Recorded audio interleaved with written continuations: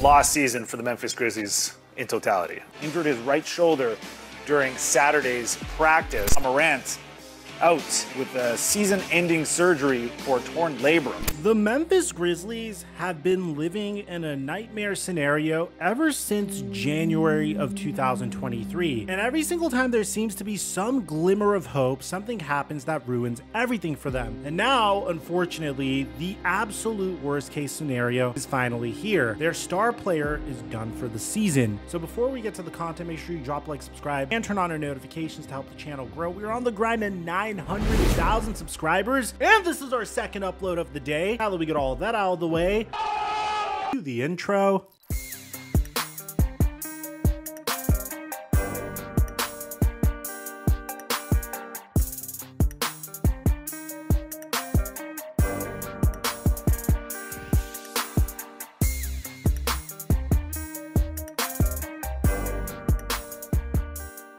We made $1,100 off of a $20 entry on Prize Picks. And it wasn't just me, it was everyone that followed these picks on my Instagram story. And the best feeling is the amount of people that made money as a result of this. I mean, bam, bam, bam, bam! My DMs were flooded, so the best part for me was seeing you guys make money as well. But we're not done yet. If you haven't signed up for Prize Picks, use my promo code microphone to double your deposit up until $100 on Prize Picks. And I give away my picks on a daily basis for free on my Instagram story and now my Snapchat story. We're having so much fun doing this. I'm so happy that I made you guys some money. And thank you, Prize Picks, for the sponsor. Mic check 1 2 1 2. What's going on, everybody? It was an uphill climb for the Memphis Grizzlies this season. We all know that the league had to come down hard on Ja Morant as a result of him being a repeat offender last year. The first time being him flexing a firearm when he was at a Denver club. He was briefly suspended, and then a few months later, he made the same mistake once again. The NBA knew that they had to come down hard on Ja Morant, which I personally found very interesting because Draymond Green was also a repeat offender in a crime that he committed, getting into a physical altercation with Rudy Gobert and then following suit with Yusuf Nurkic, but the NBA suspended him for 5 games and then followed up with 12 games. So maybe the NBA felt like the fact that Ja Morant was a threat to the league's image made them come down on Ja Morant more harshly, but as a result of this, the Grizzlies were in some big trouble. Now, the Grizzlies did everything they possibly could to go into this season with a brand new identity. They told Dillon Brooks straight up that they were not going to bring him back following their premature exit in the playoffs versus the Los Angeles Lakers, scapegoating Dillon Brooks, making it seem like he was the problem. So there was a huge void as in who their new defensive enforcer was going to be. And it seems like the Grizzlies solved that problem by acquiring Marcus Smart back in June in a 3-team trade with the Boston Celtics, Washington Wizards, and the Memphis Grizzlies. This trade sent Kristaps Porzingis to the Boston Celtics, Marcus Smart to the Grizzlies, and Tyus Jones to the Washington Wizards. Now, something that you don't typically think of going into the regular season is how is the absence of Tyus Jones going to affect the Memphis Grizzlies? Because Tyus Jones was a very important player for the Memphis Grizzlies. He was their true point guard, one of the best backup point guards in the NBA. He was able to hold the fort down when Ja Morant went down with an injury during the 2021 to 2022 season. If you remember, during the 2021 to 2022 season, the Grizzlies also went 25 games without Ja Morant. Only this time, they went 20-5 without Ja Morant. So going into this season, the philosophy was very similar. We were able to perform without Ja Morant before, we will be able to perform without Ja Morant once again. Only this time, the results were significantly different. The Grizzlies started out with a league worst 7-20 record as they waited for Ja Morant to serve a 25-game suspension. The problems were very evident. They no longer had a point guard that was able to step into the role that Ja Morant was in. Tyus Jones was gone. Marcus Smart is terrible whenever he needs to dominate the ball and be a true point guard. He opened the season averaging 4 turnovers per game. Derrick Rose was injured, and even when he does play, he isn't necessarily the most effective option. So it was clear from the jump that if the Grizzlies wanted any opportunity to compete, they needed their franchise cornerstone to be available for them. Fortunately for the Memphis Grizzlies, Ja Morant returned when they had a 7-20 record. Now, at that point, the Grizzlies had about a 6% chance of making it into the NBA playoffs for a myriad of reasons. reasons. The first being the West is deeper than ever this year. The Minnesota Timberwolves and OKC Thunder made significant jumps in their own progress to be the top two teams in the Western Conference. The defending NBA champion Denver Nuggets aren't too far behind them. As a matter of fact, they currently have more wins than the Minnesota Timberwolves and the OKC Thunder. Following them, you have the Los Angeles Clippers, who have been resurgent once they figured out how to play James Harden with Russell Westbrook, Kawhi Leonard, and Paul George. The Sacramento Kings have been steadily improving. The Dallas Mavericks have some issues with injuries, but whenever they're fully healthy, they're actually really good as well. We made our own video on the Dallas Mavericks. If you guys missed that, I highly recommend you check it out. And then you have the New Orleans Pelicans, and finally the often injured Phoenix Suns at the 8th seed. So when you consider all of that, there isn't really room for error. So the Memphis Grizzlies started out the season as the second to worst team in the Western Conference. So when Ja Morant came back, there was a lot of ground to make up. There's significantly more pressure on Ja Morant because there's a much bigger emphasis on Ja Morant and the team playing through Ja Morant. No longer could Ja Morant get injured or be out of the Memphis Grizzlies lineup if the Grizzlies wanted to be successful. This team is significantly different from last year, and I guess it's safe to say that overall, they downgraded their roster since the last time they made it into the playoffs. Who would have thought? Fortunately for the Memphis Grizzlies, when Ja Morant returned, he picked up right where he left off. Sure, he was a little rusty from beyond the arc, only shooting 27.5% from three, but it was only a matter of time before that number shot back up again. He was averaging 25 points per game, 8 assists per game. He had an offensive box plus minus of a 2.6, a defensive box plus minus of a 0.3, and a overall BPM of a 2.9. And that was just in 9 games. Unfortunately for the Memphis Grizzlies, 9 games is all Ja Morant is going to play this season. And I cannot understate Ja Morant's influence on the Memphis Grizzlies enough. I mean, the moment he returned to the lineup, this team went from being one of the worst teams in the NBA to going 6-3 in the 9 games that he played.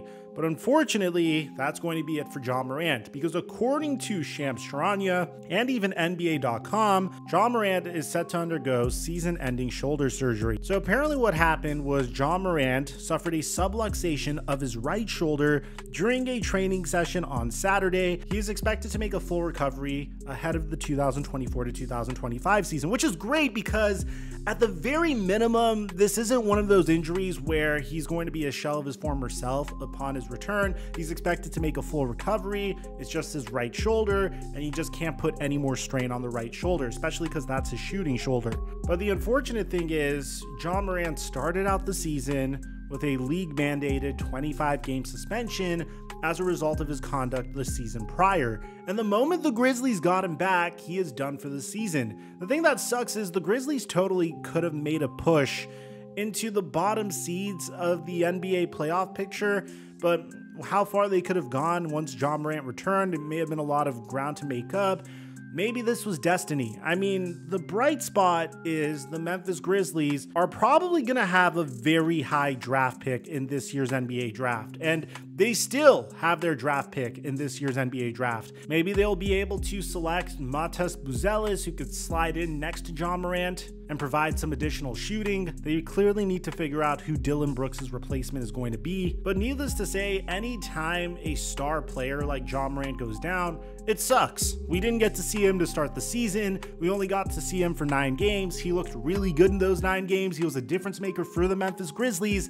And now, once again, he's out until next season. Obviously, I wish Ja Morant a speedy recovery. Last January, he had to deal with the allegations levied against him for what happened the summer prior. Now this season, he needs to deal with an injury, and clearly the Memphis Grizzlies aren't capable of playing without him anymore like they were in 2021 to 2022. But maybe the bright spot here is the Memphis Grizzlies realizing that they need to change something in how this team was constructed, because in years past, they were able to do fine without Ja Morant. Ja Morant provided a boost, but for the most part, they were still a good team with or without him. And now it seems like they're solely dependent on Ja Morant to contend. So let me know in the comment section down below if you're a Grizzlies fan. I know this sucks. What are you hoping the Grizzlies do to improve their team? Hopefully Ja Morant recovers very, very soon. If you missed our previous video on Draymond Green, I highly recommend you go check it out. This was our second upload of the day. And aside from that, I'm your boy Mike, and I'm dropping our mic until our next upload.